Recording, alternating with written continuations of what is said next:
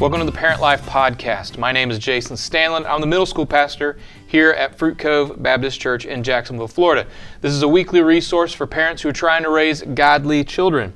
We are only a couple weeks away from the holiday season. The holidays are often a very enjoyable time for most people, or for many people. Some have even called it the most wonderful time of the year. Oh, that was cheesy, wasn't it? For some, though, the holidays are difficult. Maybe it's parents whose kids no longer come to see them. Maybe it reminds you of family members who are gone now.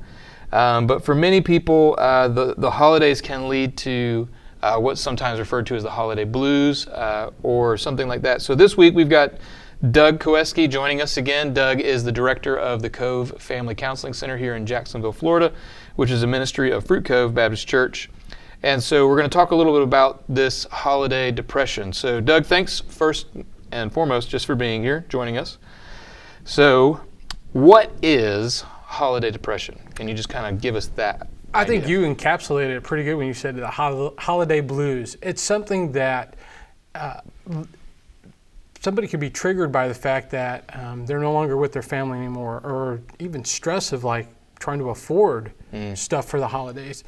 So there's all these different factors. So generally most people aren't depressed on a whole, but in the seasonal part of it, they're experiencing stuff that is, like I said, triggering, like, I don't have my my husband around or my wife around, or even divorce or something like that. Mm-hmm. There's this transition in life that has caused kind of like an upset in their normalcy. And so when they go into the holidays, there may be, instead of joy, there's dread, because they may be isolated or alone and not around the family. And sometimes it's hard for them where they don't have that connection with the family or enjoying what normal people would, but if they're seeing somebody else do it, again, that's a triggering effect for them. Like, what are they missing? Yeah, and holidays seem to amplify all of the emotions that you just listed. They do. Like I remember there was one mom who had lost their kid to a disease, and so every year it would get around to Christmas, and it was always just a struggle for her because her child was not there. So what are some of the signs that someone may be dealing with holiday depression, maybe to a higher end, not just the blues, because things like suicide rates and everything jump during the holidays. What are some signs that we should be looking for? They're going to start to kind of more isolate themselves. You're going to see generally what they take pleasure in an activity they like doing is they're no longer doing. And when you see that withdrawal like that, that's probably what the concern would be. Kind of looking for the Eeyore complex, where generally that person is not like that, but all of a sudden they're not really looking forward to the holidays. I'm generally somebody who does. I mean, some people, they just don't care about birthdays, holidays, but this is a person who is generally that would look forward to it, all of a sudden has become detached for it. Like they really don't want to. And then having to find why is that being triggered that way? Most of the time it's, because of divorce, or there's a death of a loved one, and it's hard for them to, especially when they had good memories before, now they no longer can have or share that holiday joy with that person anymore. So again, let's bring it back in for parents. So we understand this maybe sometimes a little bit more for the adult side of the equation of what does this look like for adults, but what would this look like for kids? If we've got maybe one of our kids for whatever reason is dealing with this, where will we see that beginning to play out in their lives? On social media. And they won't share it with the parents, but they're going to share it with their friends. They're going to want their peer validation. And they'll put that stuff out on social media.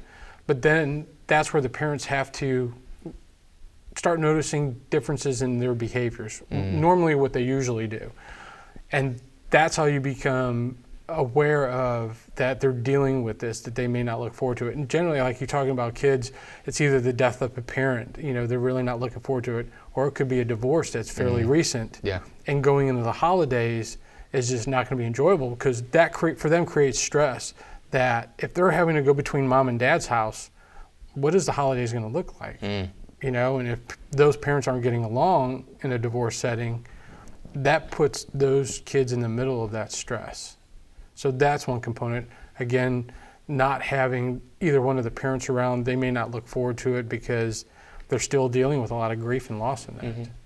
And I love how he directed us to social media, because a lot of times, especially if you're dealing with students who have social media, they don't want to show it outwardly. They still want to pretend like everything's okay, but they've got to process what they're feeling somehow. Mm-hmm. And because they don't think you're on social media with them as the parent, particularly if it's like Snapchat or TikTok, they can post something and then they're looking for peer validation, like, girls, am I pretty? Vote yes or no, sort of thing. And she posts up this picture, and what she's looking for is that validation. And so that's whenever, parents, things should be triggering for you, like something's not right here.